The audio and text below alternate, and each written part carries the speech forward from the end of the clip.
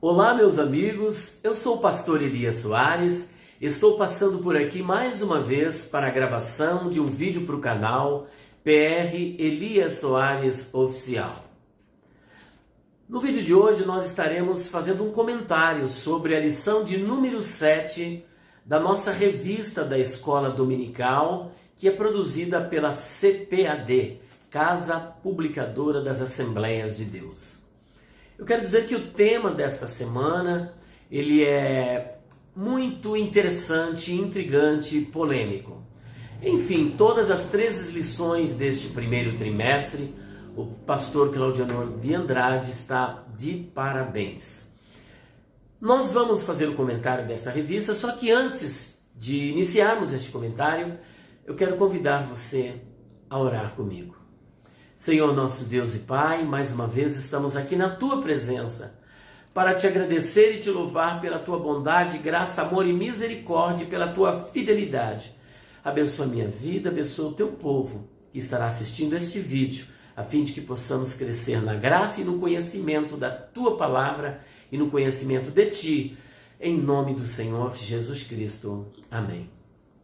Meu querido, se porventura você gostar deste vídeo, eu peço por gentileza que você possa compartilhá-lo. Deixe seu comentário, seu like, ative as notificações. Se você ainda não se inscreveu, por gentileza, queira se inscrever no nosso canal. Eu quero iniciar o comentário desta lição, que é a queda do ser humano, que é a nossa lição de número 7, fazendo a seguinte pergunta: você é pecador porque você peca? Ou você peca porque você é pecador? Nós vamos trabalhar isso aí depois, sobre esta pergunta, porque ela é bem interessante. Bom, a lição de hoje, ela está diretamente ligada a uma área da teologia que é chamada hamartiologia, uma palavra grega que significa a doutrina do pecado. Então nós vamos estudar a doutrina do pecado. E dentro da doutrina do pecado, existe um conceito, tanto do lado da teologia reformada calvinista, como da teologia reformada arminiana, para essa questão da queda do pecado. Ela é chamada de depravação total. A depravação total faz parte do primeiro ponto da tulipa dos calvinistas, mas ela também é compartilhada na visão arminiana. E diga-se de passagem, a visão arminiana acerca da depravação total, acerca da queda, ela é muito mais rigorosa do que na própria visão calvinista. E eu quero apresentar aqui, então, o nosso comentário acerca desta revista, mas eu quero deixar aqui algumas perguntas que no final nós estaremos trabalhando estas perguntas. A primeira que eu quero apresentar é: como um ser moralmente santo, como Adão, no seu estado original, ou seja, antes da queda, pôde pecar? Como foi que Deus criou Adão? Moralmente santo, no estado de inocência, e isso para aqueles que têm a visão dispensacionalista, na dispensação da inocência, não havia pecado na raça humana. Agora, como um ser que foi criado perfeito, bom, moralmente santo, pôde pecar? Fica a pergunta. Segundo, Adão tinha inclinação para o pecado? Será que Deus já criou ele inclinado para o mal, para o pecado? Se inclinou ele, se Deus o criou inclinado para o mal, para o pecado, então ele já não era meio pecador? Já não deixou de ser moralmente santo, puro? Deus sabia que Adão iria pecar? Essa é uma pergunta recorrente. Será que Deus sabia? Ora, se Deus não sabia, então será que ele é onisciente, presciente? Será que ele tem esse atributo? Se ele tem esse atributo, somos então inclinados a pensar que ele sabia. Mas fica a pergunta: sabia ou não sabia? Outro sim. Deus decretou a queda de Adão? Aí vem aquela questão que envolve um conceito calvinista. Se tudo o que Deus previu, porque isso Esta é a visão calvinista. Que tudo que Deus previu é porque ele decretou. Porque se ele não decretou, e ele previu, olha só, se ele previu, então ele decretou. Se ele não decretou, aí fica aquela pergunta: quem é que desenhou o futuro para que Deus pudesse então fazer uma previsão com base nesse futuro? Quem é que criou o futuro? Quem colocou o futuro lá? Essa é uma pergunta geralmente feita pelos calvinistas. Logo, a queda de Adão foi decretada por Deus. Será? Se Deus decretou a queda do ser humano, não seria ele o autor do pecado? Nós estamos trabalhando num conceito filosófico, teológico e extremamente complicado. Desde a Idade Média, muito antes disso, na época dos grandes filósofos, dos clássicos da filosofia, Agostinho também teve esse grande debate. Mas continuando, como um Deus santo, justo, puro, amoroso poderia ter criado o mal ou o pecado? E por último, Adão tinha o livre-arbítrio? Porque alguns não acreditam que Adão tinha o livre-arbítrio, outros acreditam que Adão tinha o livre-arbítrio, mas depois perdeu para sempre. Posto isso, nós vamos agora então trabalhar essa questão da queda do homem, fazendo a leitura da Epístola de Paulo aos Romanos, capítulo de número 5, versículo de número 12. E depois vamos ler outras passagens. Aqui em Romanos capítulo 5, versículo de número 12, Paulo diz aqui o seguinte, inspirado pelo Espírito Santo: pelo que, como por um homem entrou o pecado no mundo, e pelo pecado a morte, assim também a morte passou a todos os homens, por isso que todos pecaram. E ainda tem uma outra passagem que está no capítulo 3, versículo de número 23, bem conhecida, principalmente daqueles que gostam de evangelizar em praça pública. Está escrito assim: porque todos pecaram e destituídos estão da glória de Deus. Traduzindo, não ficou ninguém sem pecado. Todos pecaram e destituídos estão da glória de Deus. E uma outra citação, nós temos, por exemplo, em Gênesis 2, 16 e 17, onde o Senhor deu a seguinte ordem para Adão: de toda árvore do jardim comerás livremente. Olha só. E ordenou o Senhor Deus ao homem, dizendo: de toda árvore do jardim comerás livremente, mas da árvore da ciência do bem e do mal, dela não comerás, porque no dia em que dela comeres, certamente morrerás. Se levarmos em consideração que a palavra homem, vinda do hebraico Adam, é o homem no sentido genérico, devemos imaginar que esta ordem foi dada não somente para Adão, mas também para Eva. Se levarmos em consideração que esta palavra Adam, ela tem esse sentido. Portanto, Adão pecou, os nossos pais pecaram. Essa é a realidade, por exemplo, do ser humano no princípio, no início, logo ali no Jardim do Éden. Eles caíram. Todos pecaram e destituídos estão da glória de Deus. E é importante salientar que Paulo, em 1 Timóteo, capítulo 2, versículo 14, ele diz que Adão não foi enganado, mas Eva, sendo enganada, caiu em transgressão. Olha só, Eva, sendo enganada, caiu em transgressão. Portanto, Adão, ele não foi enganado. Quando Adão pecou, diferente de Eva, foi um ato deliberado da sua vontade. Ele pecou conscientemente e deliberadamente. Eva foi enganada, foi ludibriada, mas ele não foi enganado. Ele sabia muito bem o que estava fazendo. E pesou muito mais sobre Adão, porque Eva não era representante da raça humana. O representante era Adão.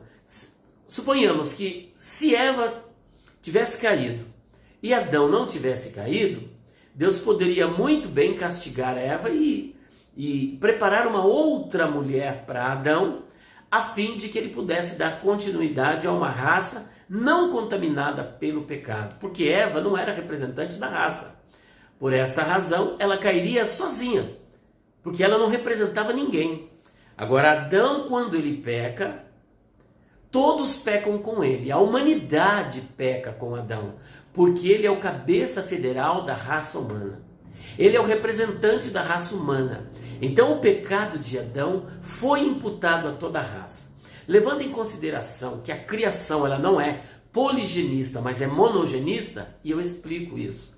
Poligenismo parte do princípio de que Deus, além de Adão e Eva, criou outros seres humanos para povoar a terra. Mas a Bíblia, de uma forma clara, nos apresenta apenas Adão e Eva como a criação de Deus. Isso de acordo com Atos dos Apóstolos, capítulo 17, versículo de número 26. Deus, de um só, criou todos os seres humanos para povoar a terra. Então veja que, seguindo essa linha monogenista, sabemos que Adão foi o primeiro a ser criado e Eva foi criada a partir de Adão. E Deus deu aquela orientação. Os dois pecaram, mas o pecado foi imputado à raça não por causa de Eva, mas por causa de Adão. Por essa razão é que a Bíblia diz: por um homem entrou o pecado no mundo, e pelo pecado veio a morte. E a morte passou a todos os homens, ou seja, o pecado foi imputado a todos os homens, e é por isso que todos pecaram. Agora vamos analisar a questão da depravação total no conceito arminiano, porque aqui envolve tanto a visão calvinista como a visão arminiana na questão sobre a queda. Eu vou apresentar aqui apenas o conceito de depravação total, no conceito de Jacobus Hermann Arminius, ou seja, Jacó Armínio, porque ele é muito mais radical do que o conceito da depravação total que existe em Calvino. Nas obras de Armínio, volume 2, página 192, está escrito o seguinte: em seu estado pecaminoso e caído, o homem não é capaz de por si mesmo, quer seja pensar, querer ou fazer o que é de fato bom, mas é necessário que seja regenerado e renovado em seu intelecto, afeições ou vontade, em todas as suas atribuições, por Deus em Cristo através do Espírito Santo, para que seja capaz de corretamente compreender, estimar, considerar, desejar e realizar o que quer que seja verdadeiramente bom. Quando ele é feito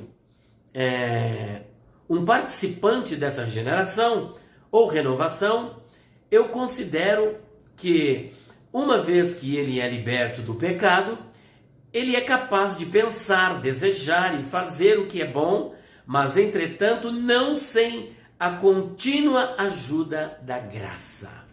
Portanto, veja que o homem, ele mergulhou nesse charco de lama de pecado.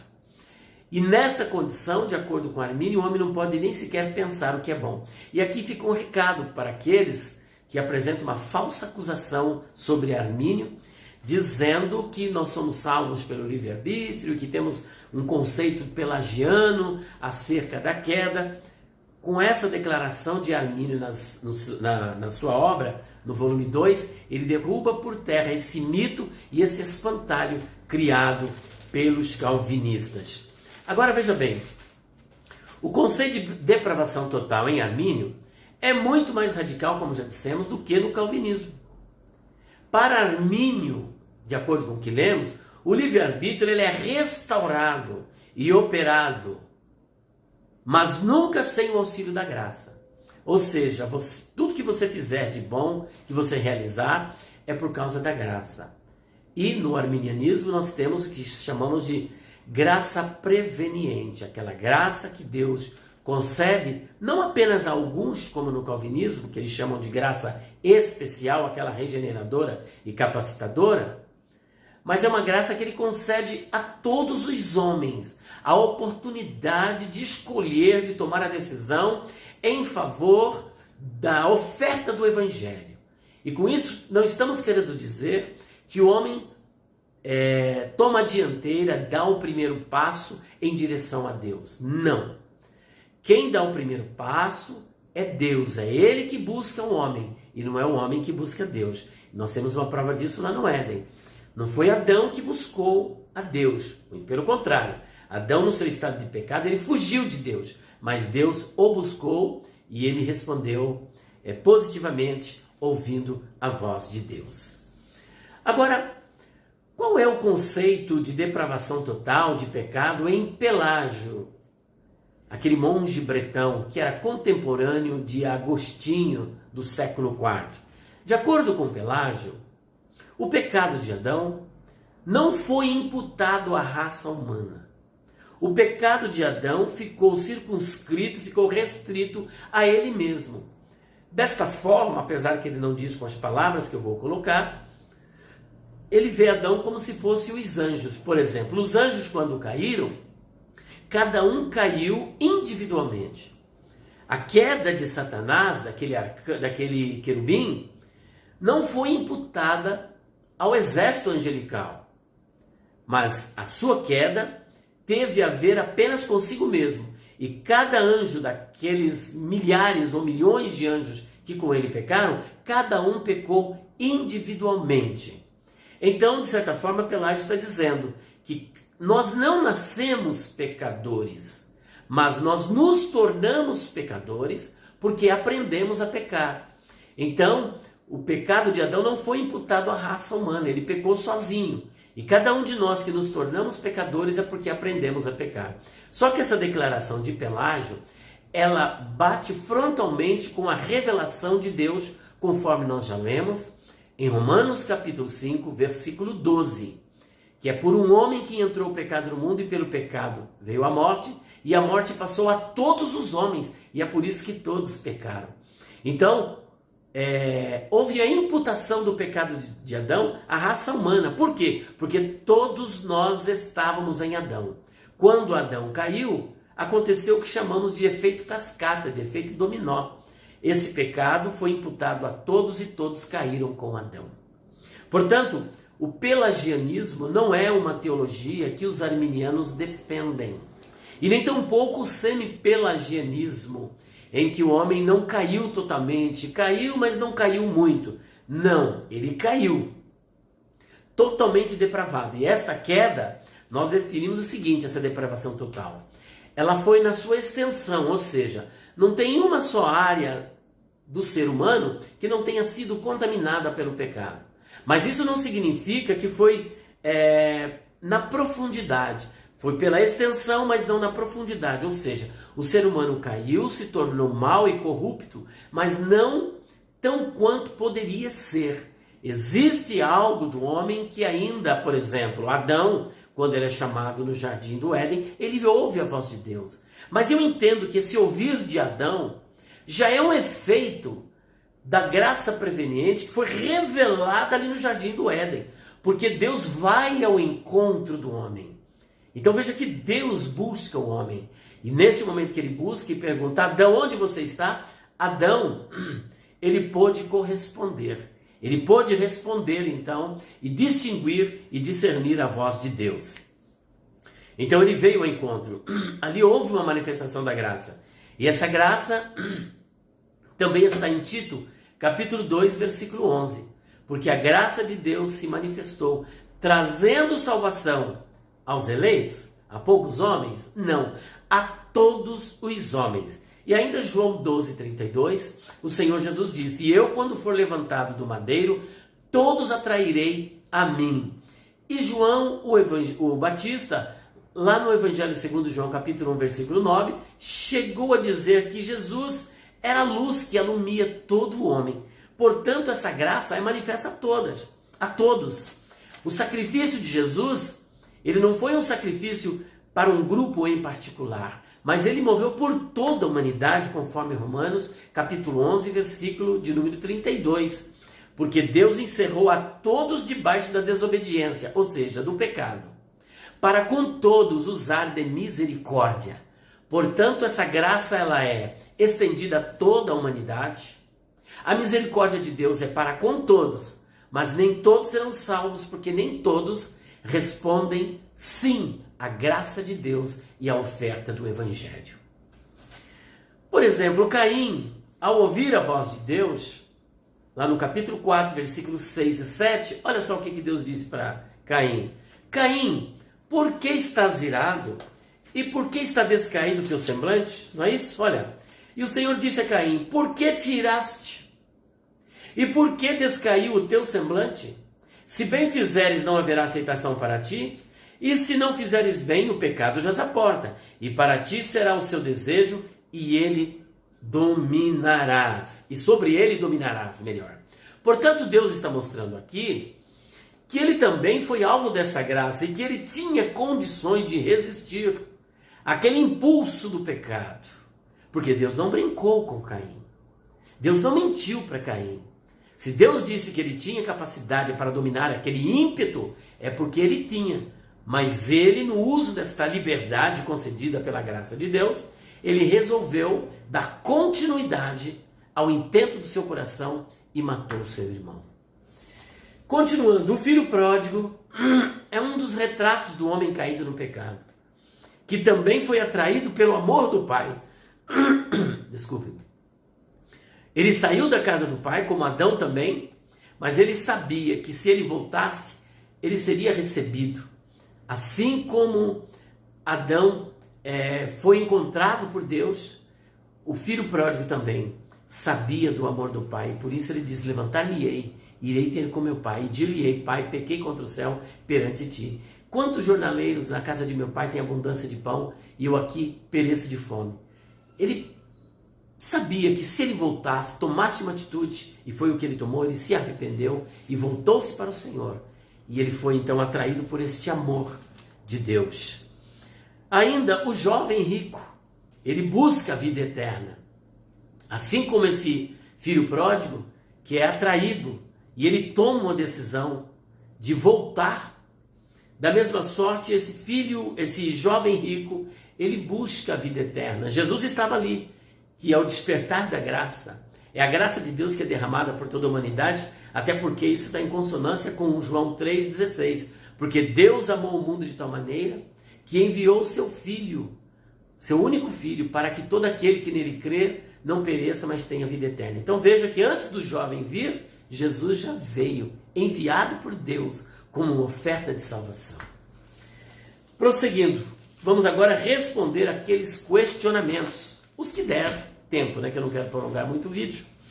Aqueles questionamentos que nós levantamos aqui no início. E no próximo vídeo nós falaremos sobre as consequências do pecado, a literalidade de Gênesis e dos seus personagens e o livre-arbítrio versus soberania de Deus. Primeira questão: como um ser moralmente santo como Adão, no seu estado original, pôde pecar? Por que ele pôde pecar? Por conta do livre-arbítrio. Apesar que nós vamos discutir isso depois, mas o livre-arbítrio é a capacidade que Deus lhe dá de você fazer algo contrário à sua própria natureza. Ou seja, a natureza de Adão era a natureza santa, pura, imaculada.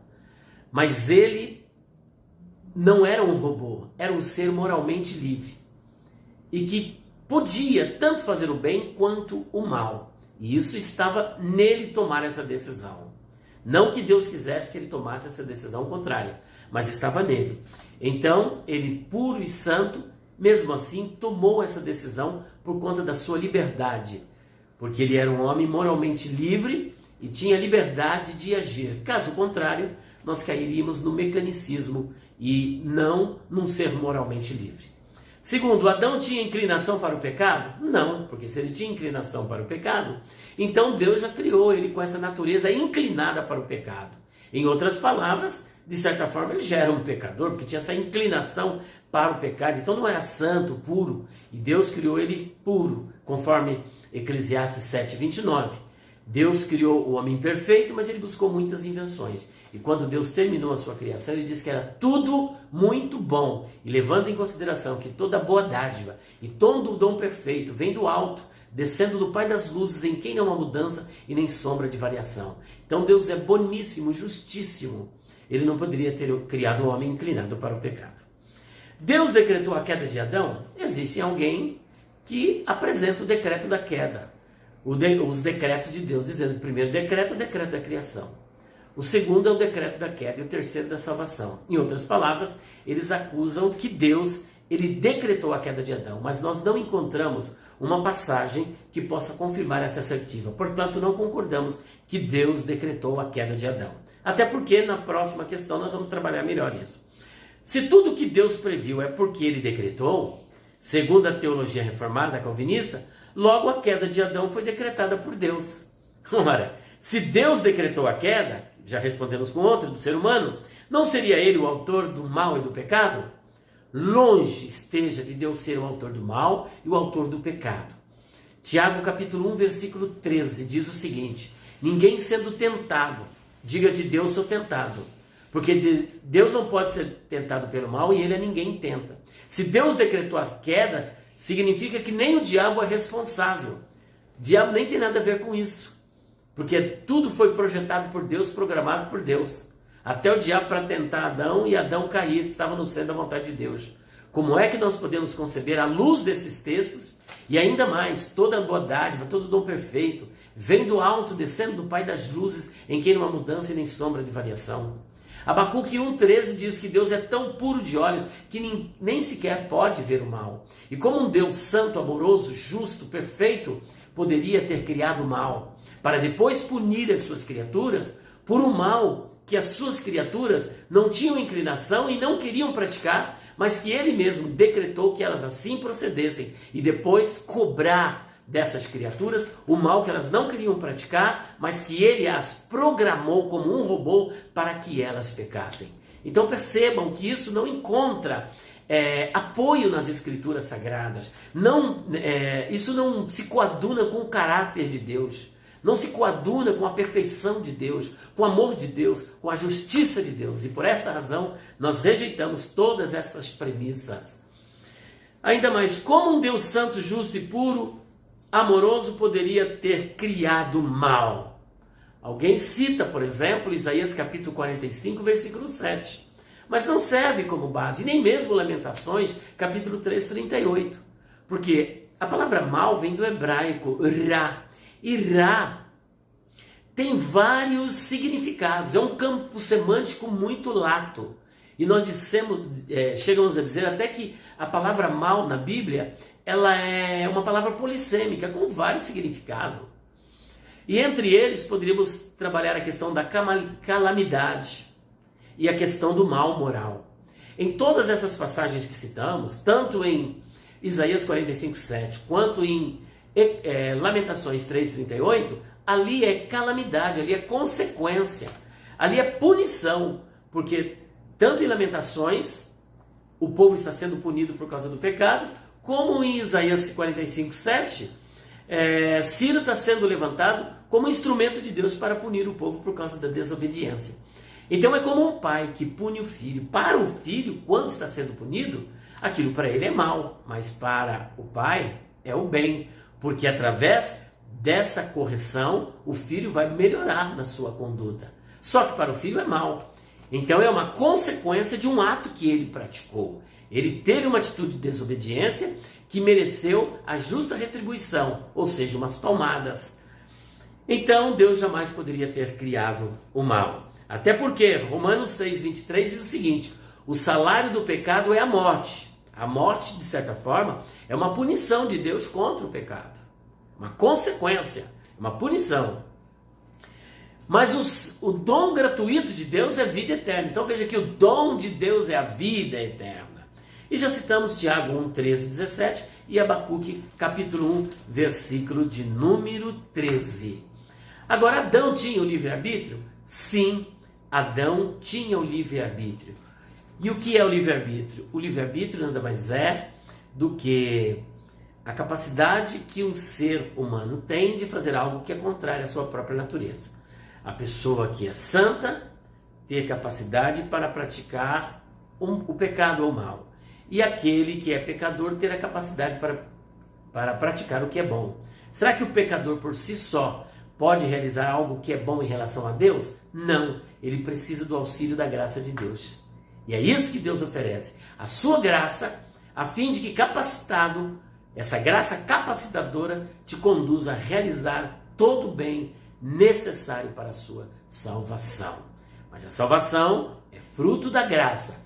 Pela graça sois salvos por meio da fé. Isso não vem de vós, é dom de Deus. Só que essa graça capacitadora, que nós chamamos de graça preveniente, ela não é uma graça para um grupo em particular, o grupo dos eleitos, mas a graça que está estendida a toda a humanidade. É a solução para o pecado, para a queda do ser humano, é a graça de Deus. Porque a graça de Deus se manifestou trazendo salvação para todos os homens. Pela graça sois salvos por meio da fé. E isto, a salvação, não vem de vós, é dom de Deus. Se é graça, é porque é um favor imerecido. Você não merecia nada. Você merecia o pecado, era alvo da ira de Deus. Mas Deus em Cristo oferece essa oportunidade. E se você disser sim, você está salvo. Então, por aqui nós terminamos esta primeira parte sobre a lição de número 7, que é a lição da nossa revista da Escola Dominical, que é deste primeiro trimestre.